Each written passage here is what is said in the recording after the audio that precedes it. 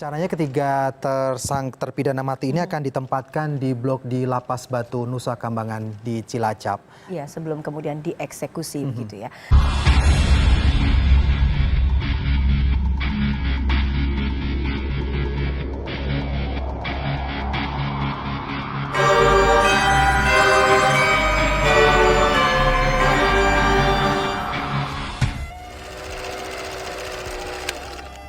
Iya ya. Kalau aku sendiri tuh bisa sebenarnya. Kalau dari opini pribadi saya sendiri sih ya. Menurutku iya. Iya. Kan kayak misal orang korupsi itu hukumannya misal beberapa tahun gitu. Nah kayak orang bunuh orang masa harus beberapa tahun juga. Jadi kayak kalau orang yang ngebunuh orang tuh harusnya kayak dibalasnya dengan nyawa balas nyawa gitu. Biar dia kayak ngerasain gimana rasanya dibunuh. Terus kayak biar gak ada orang yang niru perbuatannya gitu. Soalnya kan beberapa kasus kejahatan di Indonesia itu juga sangat parah gitu loh.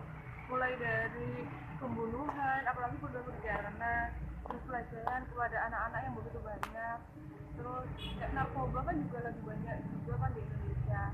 Itu nggak bisa sih. Karena kan dari tindak kejahatan kan juga ada banyak tingkatannya, seperti misal ada pencurian, narkoba dan korupsi dan lain sebagainya. Dan maka dari itu tingkat pidana atau tingkat hukuman sendiri juga harus memiliki beberapa tingkatan, seperti kayak tingkatan hukuman berapa tahun, hukuman sendiri hidup, bahkan hingga mungkin hukuman mati, mungkin seperti itu. Nah, tergantung kepada tingkat kejahatan yang ia lakukan. Apakah sangat berbahaya atau tidak, atau sangat merugikan atau tidak. Jika sangat merugikan atau sangat membahayakan, hukuman mati mungkin bisa menjadi salah satu solusi agar ke depannya tindakan kejahatan yang ia lakukan itu tidak terjadi kembali. Alasannya tuh karena tindakan kejahatan ataupun perilaku yang memang merugikan bagi seseorang apabila sampai menghilangkan nyawa seseorang itu memang perlu diberikan hukuman yang setimpal Komisi Pemberantasan Korupsi atau KPK menetapkan 10 anggota DPRD Muara Enim, Sumatera Selatan sebagai tersangka kasus dugaan tindak pidana korupsi pada Kamis 30 September 2021.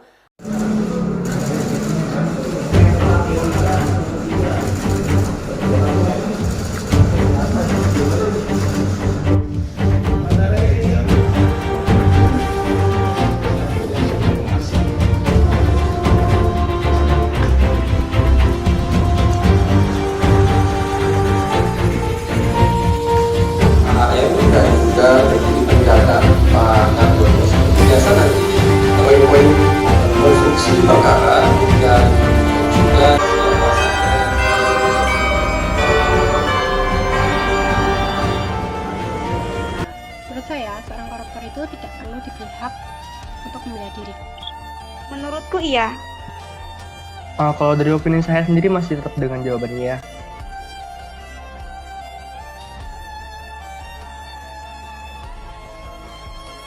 Karena yang namanya pencuri, apapun alasannya, tetap pencuri. Dan yang namanya pencuri, koruptor itu kan mencuri uang rakyat. Sedangkan rakyat itu hidup di negara hukum. Jadi apapun yang dia ambil, entah itu banyak ataupun sedikit, tetap harus diadili secara hukum. Karena pengertiannya sendiri dari hak itu adalah sesuatu hal yang sudah ada sejak kita lahir dan tidak ada seorang pun yang dapat mengganggu-gugat hak tersebut. Salah satu contoh hak itu adalah dalam membela diri.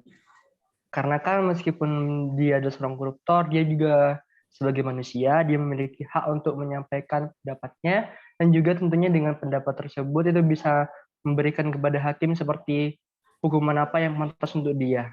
Mungkin seperti itu.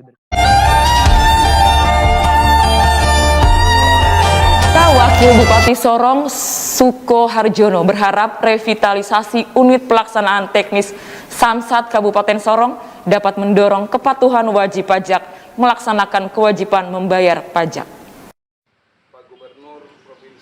Harapan Wakil Bupati Suko Harjono disampaikan usai menghadiri peresmian revitalisasi ruang pelayanan pajak UPT Samsat hari Jumat 6 Mei 2022.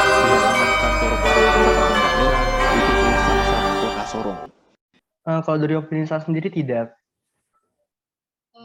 Untuk itu menurutku enggak. Menurutku tidak. Menurut saya iya.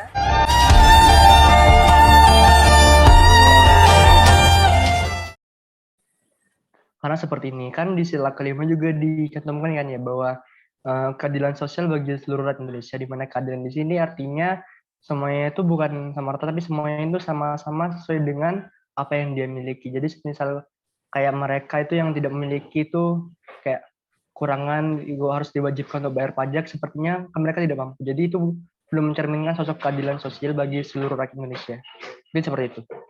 Pendapatku di mana di sini pajak diperuntukkan untuk kalangan menengah ke atas, sedangkan untuk kalangan menengah ke bawah mungkin lebih diprioritaskan untuk diberikan bantuan ataupun semacamnya, karena yang seperti kita tahu ya, kalau pajak tuh lebih ke lebih ke pembayaran barang-barang mewah yang dimiliki oleh orang-orang tingkat atas. Di sini seharusnya pemerintahlah yang membantu masyarakatnya yang tidak mampu dengan cara meringankan agar masyarakat tidak perlu membayar pajak, khususnya untuk kalangan masyarakat tidak mampu. Karena pajak sendiri tuh bakal kembali lagi ke kita gitu loh. Jadi kayak sebenarnya uang kita yang bayarkan tuh akan kembali ke kita, bisa aja berupa bantuan kayak pokoknya yang digunakan untuk hidup kesejahteraan masyarakat kembali gitu loh.